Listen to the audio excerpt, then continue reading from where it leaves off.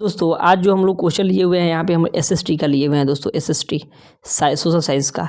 और ये जो भी क्वेश्चन लिए हैं पूरा इंपॉर्टेंट क्वेश्चन है दोस्तों यहाँ पे 2024 के लिए आप लोगों के लिए। इसमें से हम लोग 20 का 20 क्वेश्चन स्वाभाविक है, इसमें जो है 20 में 20 क्वेश्चन हम लोग का लड़ जाएगा दोस्तों, 20 में 20 क्वेश्चन हम लोग का लड़ जाएगा, है ना।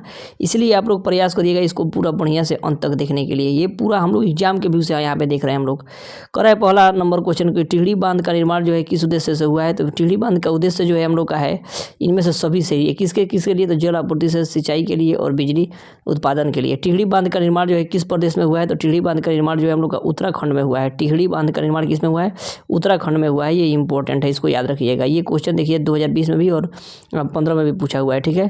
फिर हम लोग का नेक्स्ट क्वेश्चन क्या हो रहा है दोस्तों हम लोग का कि सुरंगमय किस राज्य की जल संग्रहण व्यवस्था है। तो सुरंगमय जो है सुरंगम जो है सुरंगम किस राज्य की जो है, किस राज्य की हम लोग का जल संग्रह व्यवस्था है। तो ये जो है हम लोग केरल के लिए है, केरल के लिए। किसके लिए, केरल के लिए। फिर कह रहा है कि निम्न में से कौन सा गंगा प्रदूषण के लिए उत्तरदायी नहीं है। तो गंगा प्रदूषण के लिए हम लोग का उत्तरदायी नहीं है गंगा में मछली पालना, है ना। ये जो है उत्तरदायी नहीं है। इसमें कपड़ों का धो सकता है लोग, है ना। गंगे में थी अधजले शव को बहा सकते हैं लोग।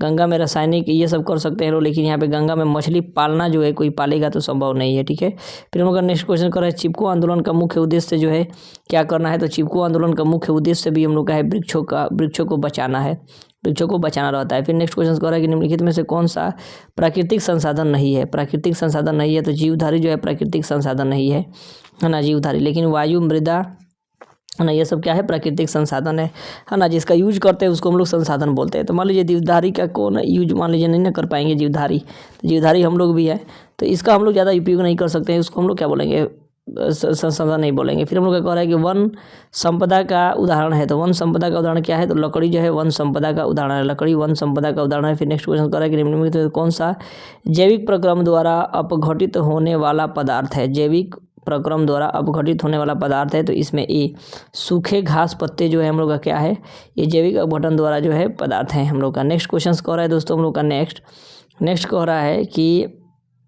निम्नलिखित में से कौन सा भूमिगत जल का उदाहरण है। भूमिगत जल का उदाहरण कौन सा है, देखिए यहाँ पे समझिएगा, भूमिगत जल।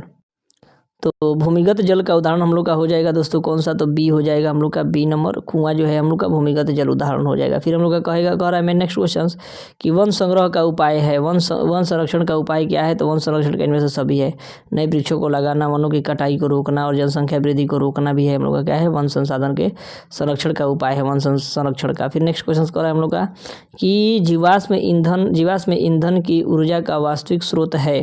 तो जीवाश्म ईंधन का वास्तविक स्रोत इनमें से कोई नहीं है, नाभिकीय सनलाइन भी नहीं है, चंद्रमा भी नहीं है और सूर्य भी नहीं है।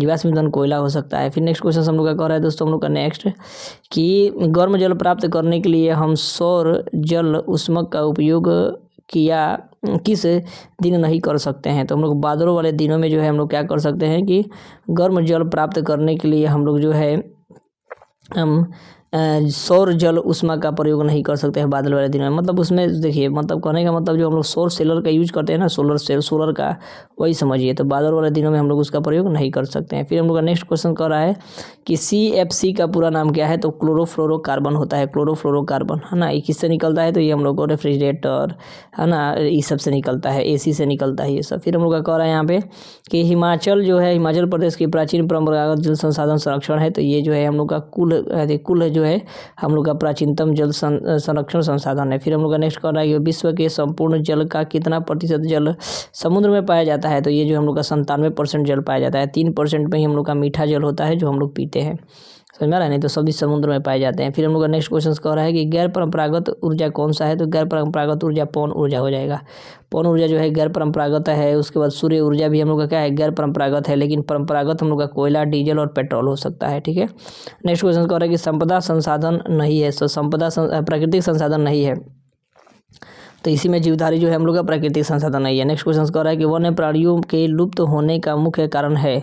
तो वन्य प्राणियों के लुप्त होने का कारण का क्या है, तो निर्वनीकरण जो है हम लोग का, ये जो है लुप्त होने का कारण है। फिर हम लोग का नेक्स्ट क्वेश्चन कर रहा है दोस्तों हम लोग का यहाँ पे नेक्स्ट क्वेश्चन कह रहा है हम लोग का कि जैव विविधता के प्रविष्टि स्थल क्या है। तो प्रविष्टि स्थल जो है हम लोग का जंगल है। प्रविष्टि स्थल क्या है? जंगल है। नेक्स्ट क्वेश्चन कह रहा है कि बिश्नोई लोग किस प्रकृति के संरक्षण के लिए प्रसिद्ध है। तो ये जो है खेजड़ी कृषि के लिए, खेजड़ी वृक्ष के लिए जो है ये प्रसिद्ध है। नेक्स्ट क्वेश्चन कह रहा है, नेक्स्ट क्वेश्चन हम लोग का कि क्योटो प्रोटोकॉल जो है किससे संबंधित है। तो ये जो होता है हम लोग का भूमंडलीय ताप वृद्धि से जो है क्योटो प्रोटोकॉल संबंधित है। भूमंडलीय ताप वृद्धि से जो है क्योटो प्रोटोकॉल संबंधित है। नेक्स्ट क्वेश्चन कर रहा है कि चिपको आंदोलन की शुरुआत कब हुई है। तो चिपको आंदोलन की शुरुआत जो है हम लोग का 1970 ईस्वी में हुई थी। चिपको आंदोलन की शुरुआत 1970 ईस्वी में हुई है। फिर हम लोग का कह रहा है कि ग्लोबल वार्मिंग के लिए कौन सी गैस उत्तरदायी है। तो ग्लोबल वार्मिंग के लिए हम लोग का CO2 है। CO2 ग्लोबल वार्मिंग के लिए CO2 है। टिहरी बांध को टूटने से प्रभावित होने वाला नगर कौन सा है। तो टिहरी बांध टूटेगा तो हरिद्वार जो है प्रभावित हो जाएगा, क्योंकि उत्तराखंड में पड़ता है हम लोग का टिहरी बांध। कहाँ पड़ता है? टिहरी बांध उत्तराखंड में।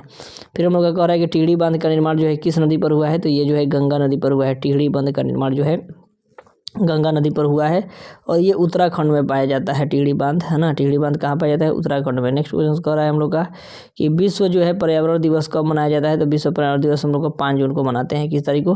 5 जून को मनाते हैं। 5 जून को किस तारीख को? 5 जून को हम लोग मनाते हैं। फिर हम लोग का नेक्स्ट क्वेश्चन कह रहा है कि चिपको आंदोलन का संबंध गढ़वाल के किस गाँव से है। तो गढ़वाल के हम लोग को रेनी से है। रेनी।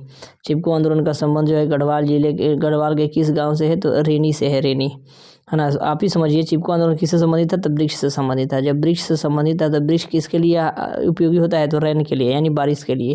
तो सिंपली हम लोग रैनी याद कर लेंगे उसी से। समझ में रहा है? रैन यानी रैनी। फिर कह रहा है कि अमृता देवी बिश्नोई पुरस्कार किस क्षेत्र में दिया जाता है। तो ये जो है हम लोग को जैव संरक्षण के सिद्धांत में दिया जाता है। जैव संरक्षण के सिद्धांत में अमृता देवी बिश्नोई पुरस्कार जो है। फिर हमको नेक्स्ट क्वेश्चन कर रहा है कि प्राचीन मानव की सबसे पहली आवश्यकता क्या थी। तो इसमें जो है हम लोग का पहली आवश्यकता क्या थी। तो इसमें भोजन जो है हम लोग को पहली आवश्यकता हो जाएगी। भोजन जो है पहली आवश्यकता है। किसी भी मनुष्य को भोजन की जरूरत बहुत पड़ता है।